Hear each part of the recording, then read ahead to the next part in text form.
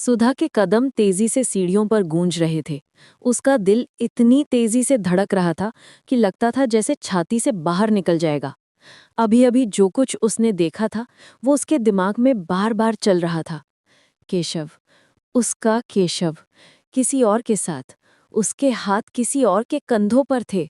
उसकी आंखें किसी और को देख रही थी। वो प्यार, वो नरमी जो सुधा ने हमेशा अपने लिए समझी थी, आज किसी और के चेहरे पर बिखरी हुई थी। अपने कमरे तक पहुंचते ही सुधा ने दरवाज़ा जोर से बंद किया और कुंडी लगा दी। उसकी सांस फूल रही थी, जैसे कोई लंबी दौड़ के बाद रुका हो। अंधेरे में खड़ी होकर वो दीवार का सहारा लेकर धीरे धीरे फर्श पर बैठ गई। कमरे में सिर्फ उसकी तेज सांसों की आवाज़ गूंज रही थी।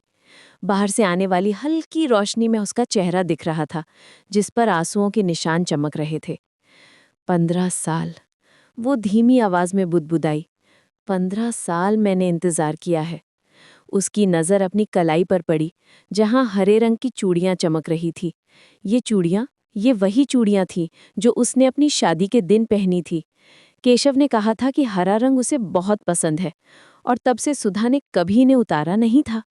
हर रोज़ सुबह जब वो इन्हें देखती थी तो उसे लगता था कि केशव का प्यार उसकी कलाई में बंधा हुआ है। लेकिन आज ये चूड़ियां उसे मजाक लग रही थी। एक बेवकूफ़ औरत का मजाक जो 15 साल तक एक झूठे सपने में जीती रही।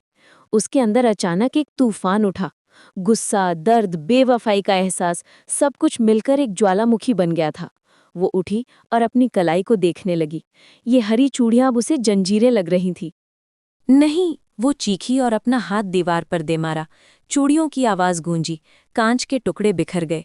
दर्द की एक लहर उसकी कलाई से होकर पूरे शरीर में दौड़ गई, लेकिन ये दर्द उस दर्द के सामने कुछ भी नहीं था जो उसके दिल में था। खून की एक बूंद टूटे कांच पर गिरी, लाल रंग हरे कांच पर फैल गया। सुधा ने अपनी कलाई को देखा। खून बह रहा था, लेकिन उसे कोई फर्क नहीं पड़ रहा था। ये छोटा सा घाव उस घाव के सामने कुछ भी नहीं था जो केशव ने उसके दिल पर दिया था। वो फर्श पर बैठ गई, टूटी हुई चूड़ियों के बीच में, और समझ गई कि आज उसकी जिंदगी का एक अध्याय हमेशा के लिए बंद हो गया है।